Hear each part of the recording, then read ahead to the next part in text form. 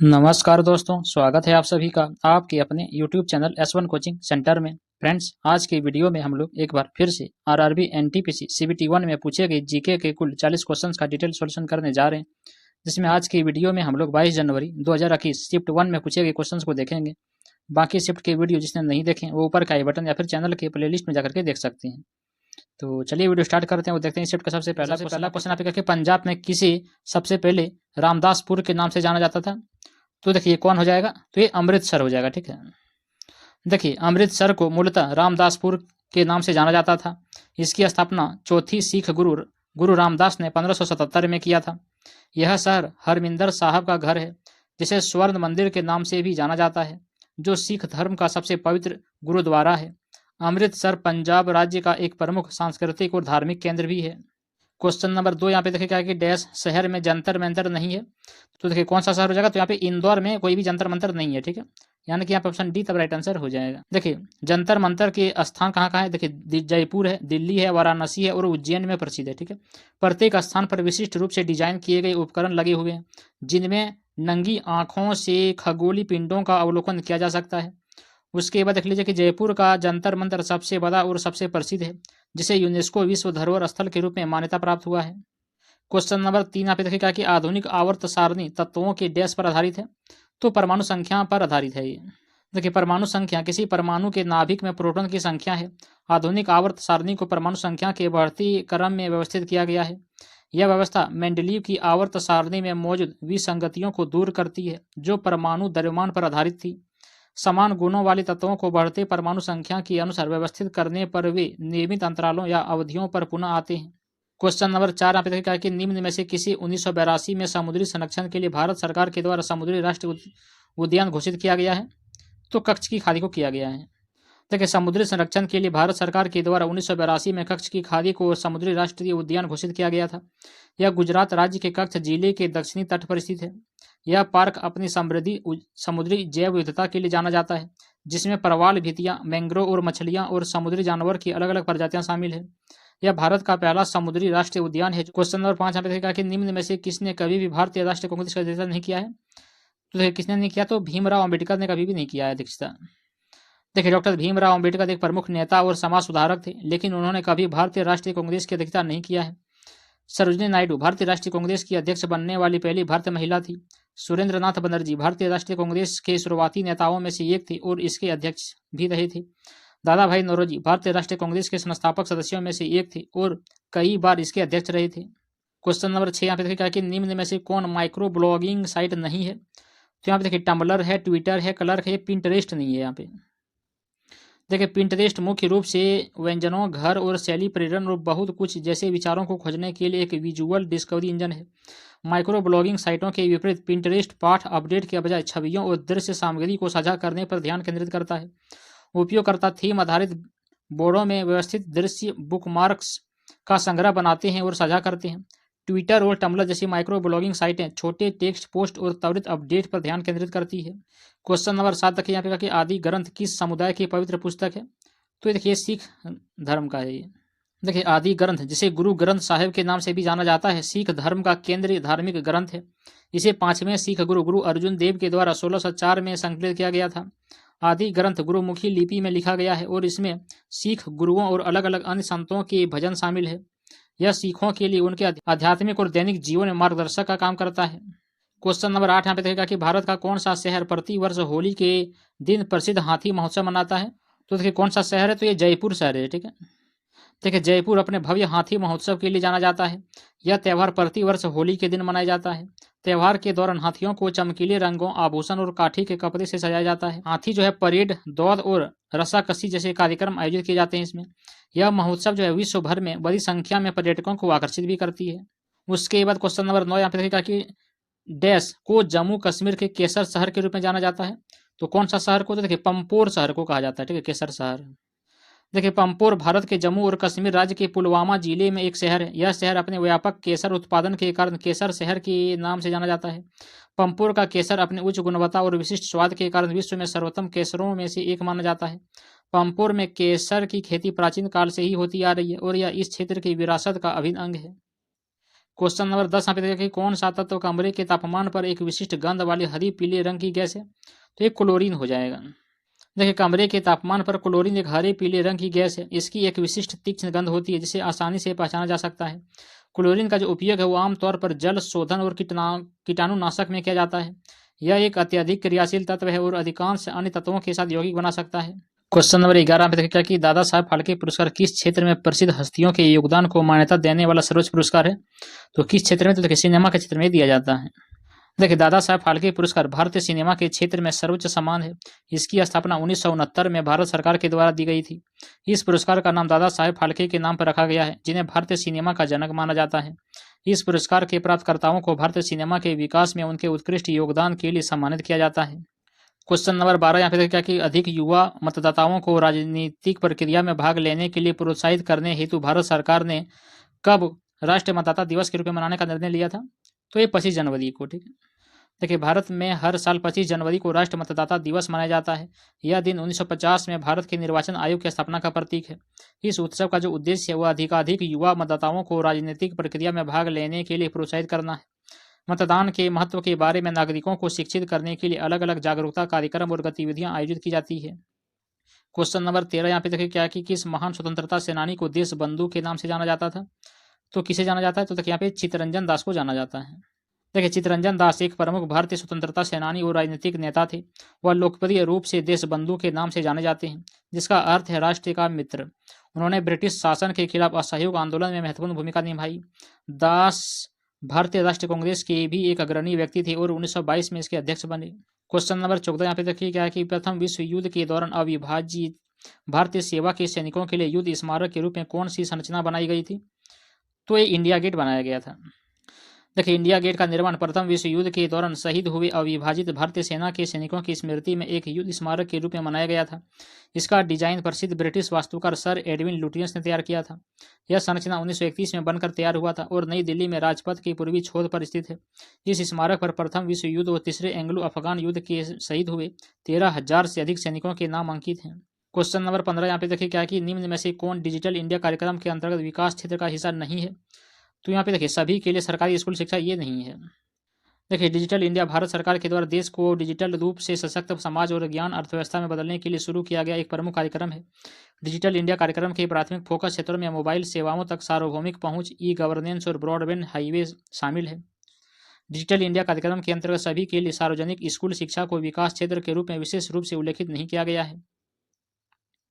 उसके बाद जान लीजिए कि इस पहल का जो उद्देश्य है यह सुनिश्चित करना है कि ऑनलाइन बुनियादी ढांचे में सुधार और इंटरनेट कनेक्टिविटी बढ़ाकर सरकारी सेवाएं नागरिकों को इलेक्ट्रॉनिक रूप से उपलब्ध कराई जाए। क्वेश्चन नंबर 16 यहाँ पे देखिए क्या कि निम्न में से किस खिलाड़ी को 2020 में पद्म भूषण पुरस्कार से सम्मानित किया गया? तो ये किसे किया गया था? देखिए ये किया गया था पीवी सिंधु को। देखिए पीवी सिंधु एक प्रसिद्ध भारतीय बैडमिंटन खिलाड़ी हैं। उन्हें 2020 में पद्म भूषण से सम्मानित किया गया, जो भारत का तीसरा सबसे बड़ा नागरिक पुरस्कार है। सिंधु को 2015 में पद्मश्री और 2016 में राजीव गांधी खेल रत्न से भी सम्मानित किया जा चुका है। वह 2016 में रियो ओलंपिक में बैडमिंटन में रजत पदक जीतने वाली पहली भारतीय महिला बनी। क्वेश्चन नंबर 17 यहाँ पे देखिए क्या कि वायुमंडल की दी गई परतों में से किसका घनत्व सबसे कम है? तो बहिर्मंडल का घनत्व सबसे कम हो जाएगा यहाँ पर। देखिए बहिर्मंडल पृथ्वी के वायुमंडल की सबसे बाहरी परत है। सभी वायुमंडलीय परतों में इसका घनत्व सबसे कम है। वायुमंडल में कण इतने विरल हैं कि वे एक दूसरे से टकराए बिना सैकड़ों किलोमीटर की दूरी तय कर सकता है। यह परत धीरे धीरे बाह्य अंतरिक्ष में परिवर्तित हो जाती है, जिससे यह अत्यंत पतली हो जाती है। क्वेश्चन नंबर 18 यहाँ पे देखिए क्या है कि भारतीय संविधान में पंचवर्षीय योजना की विशेषता किस देश से ली गई है? तो ये लिया गया सोवियत संघ से। देखिए पंचवर्षीय योजना सबसे पहले 1928 में जोसेफ स्टालिन के नेतृत्व में सोवियत संघ में लागू किया गया था। भारत ने अपने आर्थिक विकास की व्यवस्थित योजना बनाने के लिए सोवियत संघ से पंचवर्षीय योजनाओं की अवधारणा को अपनाया। भारत की पहली पंचवर्षीय योजना 1951 में शुरू की गई थी, जिसका ध्यान कृषि और सिंचाई पर केंद्रित था। 1950 में स्थापित योजना आयोग भारत में पंचवर्षीय योजना के निर्माण और देखरेख के लिए जिम्मेदार था। उसके बाद जान लीजिए कि पंचवर्षीय योजनाओं का जो उद्देश्य है भारत में संतुलित आर्थिक विकास और सामाजिक न्याय प्राप्त करना था। क्वेश्चन नंबर 19 यहाँ पे देखिए क्या कि भारत में केंद्र एगमार का प्रयोगशाला कहाँ पर स्थित है? तो देखिए ये कहाँ पर स्थित है? तो ये नागपुर में स्थित है। देखिए केंद्र एगमार्क प्रयोगशाला भारत के नागपुर में स्थित है। यह एगमार्क मानकों के तहत कृषि उत्पादों की गुणवत्ता नियंत्रण और प्रमाणन के लिए जिम्मेदार है। एगमार्क भारत में कृषि उत्पादों पर लगाए जाने वाला एक प्रमाणन चिन्ह है, जो यह आश्वासन देता है कि वे विपणन एवं निरीक्षण निदेशालय के द्वारा अनुमोदित मानकों के अनुरूप है। प्रयोगशाला बाजार में कृषि उत्पादों की गुणवत्ता और सुरक्षा सुनिश्चित करने में महत्वपूर्ण भूमिका निभाती है। क्वेश्चन नंबर 20 यहाँ पे देखिए क्या है कि 1990 में HTML का आविष्कार किसने किया है? तो किसने किया है? तो देखिए टिक बर्नर्स-ली ने किया था। देखिए टिम बर्नर्स-ली ने 1990 में HTML का आविष्कार किया था। HTML का जो तात्पर्य है वो हाइपर टेक्स्ट मार्कअप लैंग्वेज होता है। यह वेब पेज बनाने के लिए मानक मार्कअप भाषा है। टिम बर्नर्स-ली ने पहला वेब ब्राउजर और वेब सर्वर भी विकसित किया था। क्वेश्चन नंबर 21 यहाँ पे देखिए क्या है कि निम्न में से कौन जैव निम्नीकरण है? तो यहाँ पे पादप हो जाएगा। देखिए जैव निम्नीकरणीय पदार्थ वे होते हैं जिन्हें प्राकृतिक प्रक्रियाओं जैसे कि सूक्ष्म जीवों की क्रिया के द्वारा विघटित किया जा सकता है। पादप कार्बनिक पदार्थ होते हैं जो प्राकृतिक रूप से विघटित होकर पोषक तत्वों को मृदा में वापस भेज देते हैं। जैव निम्नीकरण अपशिष्ट और पर्यावरण प्रदूषण को कम करने में मदद करता है। कांच और पॉलिथीन जैसे गैर जैव निम्नीकरण सामग्रियां पर्यावरण में लंबे समय तक बनी रहती है और नुकसान पहुंचाती है। क्वेश्चन नंबर 22 यहाँ पे देखेगा कि साइक्लोन 30 एक कण त्वरण है जिसका उपयोग चिकित्सा अनुपयोग में किया जाता है। यह डैश सिर्फ पीड़ित रोगियों की मदद करता है। तो यह जो है यह कैंसर पीड़ित के लिए यहाँ पे हो जाएगा। देखिए साइक्लोन 30 परमाणु ऊर्जा विभाग के द्वारा विकसित एक कण त्वरक है। इसका उपयोग मुख्यतः चिकित्सा अनुप्रयोगों के लिए रेडियो आइसोटॉप के उत्पादन के लिए किया जाता है। इन रेडियो आइसोटॉप का जो उपयोग है कैंसर के निदान और उपचार के लिए किया जाता है। यह फ्लोरीन 18 जैसे आइसोटॉप के उत्पादन को सक्षम बनाता है जो ऑन्कोलॉजी में PET स्कैन के लिए महत्वपूर्ण है। क्वेश्चन नंबर 23 यहाँ पे देखिए क्या है कि निम्न में से कौन सा देश सुरक्षा परिषद का स्थायी सदस्य नहीं है? तो यहाँ पे देखिए यहाँ पे कौन नहीं है? यहाँ पे कनाडा नहीं हो जाएगा। देखिए संयुक्त राष्ट्र सुरक्षा परिषद में 5 अस्थायी सदस्य हैं। अस्थायी सदस्य हैं जैसे कौन कौन सा? फ्रांस, चीन, रूस, यूनाइटेड किंगडम और यहाँ पे संयुक्त राज्य अमेरिका हो जाएगा। कनाडा संयुक्त राष्ट्र सुरक्षा का परिषद अस्थायी सदस्य नहीं है। अस्थायी सदस्यों के पास मूल प्रस्तावों पर वीटो शक्ति प्राप्त है। क्वेश्चन नंबर 24 यहाँ पे देखिएगा कि निम्न में से किस राज्य में लोकसभा की एक से अधिक सीट यहाँ पे हो जाएगा, एक से अधिक सीट है। तो कहाँ पर देखिए यहाँ पे कहाँ पर हो जाएगा? तो ये मेघालय हो जाएगा। देखिए नागालैंड, सिक्किम और मिजोरम प्रत्येक के पास लोकसभा में केवल एक सीट है। मेघालय की लोकसभा में 2 सीटें हैं। शिलोंग और तुरा, ठीक है, लोकसभा भारत के द्विसदन संसद का निचला सदन है। मेघालय को इसकी जनसंख्या और भौगोलिक कारणों से 2 संसद सदस्यों के द्वारा प्रतिनिधित्व किया जाता है। क्वेश्चन नंबर 25 यहाँ पे देखिए क्या है कि निम्न में से कौन सा कथन स्वाधार गृह योजना का उद्देश्य नहीं है? तो यहाँ पे देखिए कौन हो जाएगा? देखिए सामाजिक रूप से पिछड़ी महिलाओं को सरकारी नौकरियां प्रदान करना, यहाँ पे ये हो जाएगा। देखिए स्वाधार गृह योजना का जो उद्देश्य है संकटग्रस्त महिलाओं को आश्रय, भोजन और वस्त्र उपलब्ध कराना है। यह महिलाओं को उनके मुद्दों को सुलझाने में मदद करने के लिए कानूनी सहायता प्रदान करता है। यह योजना महिलाओं को नए सिरे से शुरुआत करने में सक्षम बनाने के लिए सहायता प्रदान करता है। इसका उद्देश्य विशेष रूप से सामाजिक रूप से पिछड़ी महिलाओं को सरकारी नौकरी प्रदान करना नहीं है। क्वेश्चन नंबर 26 यहाँ पे देखिएगा कि मानव शरीर का कौन सा भाग इलियम, स्कियस और फ्यूबियस के संयोजन से बनता है? तो ये कूल्हे की हड्डी हो जाएगा। देखिए कूल्हे की हड्डी 3 हड्डियों के संयोजन से बनती है। इलियम, उसके बाद स्कियम और प्यूबिस, ये तीनों हड्डियां किशोरावस्था के अंतिम चरण में मिलकर एक हड्डी का निर्माण करती है जिसे ओस कॉक्से या फिर पेल्विक हड्डी के नाम से जाना जाता है। कूल्हे की हड्डी पेल्विक गर्डल का एक प्रमुख घटक है और खड़े होने और चलने के दौरान शरीर के वजन को सहारा देने में महत्वपूर्ण भूमिका निभाती है। यह गति और स्थिरता में शामिल मांसपेशियों और स्नायु बंधों के लिए जुड़ाव बिंदु भी प्रदान करता है। क्वेश्चन नंबर 27 यहाँ पे देखिए क्या कि इंदिरा गांधी विकास अनुसंधान संस्थान कहाँ पर स्थित है? तो ये कहाँ पर है? तो ये कहाँ पर हो जाएगा? देखिए मुंबई में हो जाएगा। ये देखिए इंदिरा गांधी विकास अनुसंधान संस्थान मुंबई जो कि महाराष्ट्र में स्थित है। स्थापना इसका देखिए कब हुआ था? भारतीय रिजर्व बैंक के द्वारा 1987 में हुआ था। उद्देश्य, संस्थान का प्राथमिक उद्देश्य बहुविषयक दृष्टिकोण से विकासात्मक मुद्दों पर अनुसंधान करना है। शैक्षणिक कार्यक्रम, देखिए यहाँ पे विकास अध्ययन में MSc और PhD कार्यक्रम प्रदान करना है। उसके बाद जान लीजिए कि परिसर 14 एकड़ में फैला हुआ है और इसमें पुस्तकालय, कंप्यूटर केंद्र और आवासीय क्वार्टर सहित अलग अलग सुविधाएं उपलब्ध हैं। क्वेश्चन नंबर 28 यहाँ पे देखिए क्या है कि पृथ्वी के पर्यावरण का जश्न मनाने और प्रदूषण के बारे में लोगों में जागरूकता बढ़ाने के लिए निम्न में से किस दिन को प्रत्येक वर्ष दुनिया भर में पृथ्वी दिवस के रूप में मनाया जाता है? तो 22 अप्रैल को। देखिए पृथ्वी दिवस प्रत्येक वर्ष 22 अप्रैल को मनाया जाता है। यह दिवस पर्यावरण संरक्षण के प्रति समर्थन प्रदर्शित करने के लिए दुनिया भर में मनाया जाता है।